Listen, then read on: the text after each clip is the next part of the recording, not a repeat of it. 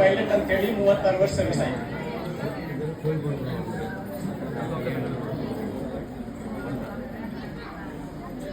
ಇವ್ರು ಯಾರು ನನಗೆ ಬೇರೆದವ್ರಲ್ಲ,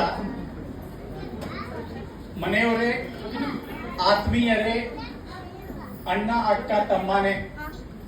ಎಲ್ಲಕ್ಕಿಂತ ಸಣ್ಣ ಮಗು ಶಿವು ಆದ್ಮೇಲೆ ಗೋದಾ ಇದ್ದವ್ರು, ಇವ್ರಿಗೆಲ್ಲರಿಗೂ ನಾವು ಮೂಗು ಒರೆಸಿ ಆ ಥರದ ಬೆಳೆದವ್ರು ನಾವು. ಇವತ್ತು ಅವ್ರು ಒಮ್ಮೆಲೆ ಇಷ್ಟು ದೊಡ್ಡವರಾಗಿದ್ದಾರೆ ಅಂತ ನಮಗೆ ನಂಬಿಕೆ ಆಗ್ತಾ ಇಲ್ಲ. ನಮಗೆ ವಯಸ್ಸಾಗಿದ್ದು ಮರೆತು ಅವ್ರಿಗೆ ದೊಡ್ಡವರಾಗ್ಯಾರಲ್ಲ ಅನಿಸ್ತಾ ಇದೆ. ಸರ್ ಇವರೆಲ್ಲ ಹೇಳಿದಂಗೆ ಅವರಷ್ಟು ಸಿನ್ಸಿಯರು, ಡೆಡಿಕೇಟೆಡ್, ಯಾರಿಂದನೂ ಒಂದು ನಯಾ ಪೈಸಾ ದಕ್ಷಿಣೆ ಗುರುದಕ್ಷಿಣೆ ಅಂತ ಎಂದು ಅಪೇಕ್ಷೆ ಮಾಡಿರಲಿಲ್ಲ. ಅವ್ರ ಇಡೀ ಜೀವನ ಬರೇ ಮಕ್ಕಳ ಬಗ್ಗೆ, ಶಿಷ್ಯರ ಬಗ್ಗೆ, ಸೈನಿಕ್ ಸ್ಕೂಲ್ ಮೇಲೆ ಪ್ರತಿ ರವಿವಾರ ಸೈನಿಕ್ ಸ್ಕೂಲ್ಗೆ ಹೋಗೋದು, ಅಲ್ಲಿಯೂ ನಮಗೆಲ್ಲರಿಗೂ ಬಂದು ಭೇಟಿ ಆಗೋದು, ಒಂಥರ ಪ್ರೋತ್ಸಾಹ ಕೊಡೋದು. ಏನೇ ತ್ರಾಸಿದ್ರು ಏನ್ ಆಸೆ ನೀವು ಪೂರೈಸಬೇಕು, ನಿಮ್ ತಂದೆ ತಾಯಿ ಇಷ್ಟೆಲ್ಲ ಕಷ್ಟಪಟ್ಟು ಇಲ್ಲಿ ಕಳಿಸಿರ್ತಾರೆ ಅನ್ನೋದೊಂದು ಮಾತು ಯಾವಾಗ್ಲೂ ನಮಗೆ ಅವ್ರದ್ದು ನೆನಪಂದ್ರೆ. ಅವ್ರ ಮನೆಯಲ್ಲೇ ಇರ್ತಿದ್ದೀವಿ, ತಿನ್ನುದು, ಉಣ್ಣುದು, ಇರುದು, ಮಲ್ಕೊಳ್ಳೋದು ಎಲ್ಲಾನು ಅವ್ರ ಮನೆಯಲ್ಲೇ. ಇವ್ರೆಲ್ಲರೂ ಅವಾಗ ಆಲ್ಮೋಸ್ಟ್ ನಮ್ಮ ವಯಸ್ಸೇ 74, ನಾವು 8-9 ವರ್ಷದವ್ರು ಇದ್ದೀವಿ.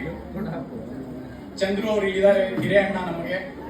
ಆಮೇಲೆ ಚಂದ್ರಗೌಡ ಇದ್ರು, ಆಮೇಲೆ ಪುಟ್ಟು, ರಾಜು, ಲೀಲಾವತಿ, ಶಿವು, ಗೋದಾ, ಇವರೆಲ್ಲರೂ ನನಗೆ ಒಂಥರದ ಆತ್ಮೀಯ ರಕ್ತ ಸಂಬಂಧಕ್ಕಿಂತ ಹೆಚ್ಚು. ಆದ್ರೆ ಸರ್ವಿಸ್ ಡಿಫೆನ್ಸ್ ಜಾಯ್ನ್ ಆದ್ಮೇಲೆ ಸಂಪರ್ಕ ಅಷ್ಟು ಇರ್ಲಿಲ್ಲ.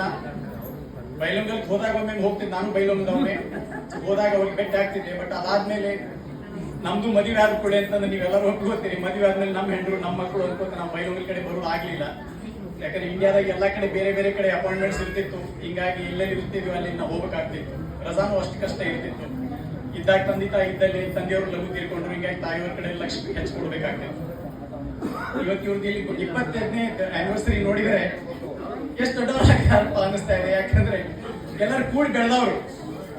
ನಾ ಈಗ 36 ವರ್ಷ ಆದ್ಮೇಲೆ ಬೆಳಗಾಂದಲ್ಲಿ ಬಂದು ಸೆಟ್ಲ್ ಆಗಿದ್ದೀನಿ, ರಿಟೈರ್ಡ್ ಆಗಿ. ಎಷ್ಟೋ ಸಲ ಇಲ್ಲಿ ಧ್ಯಾನ್ ಗಂಗೆ ಬಗ್ಗೆ ಅವ್ರಿಗೆ ವಾಟ್ಸ್ಆಪ್ ಗ್ರೂಪ್ದಾಗೆಲ್ಲ ಹಾಕಿರ್ತಿದ್ರು.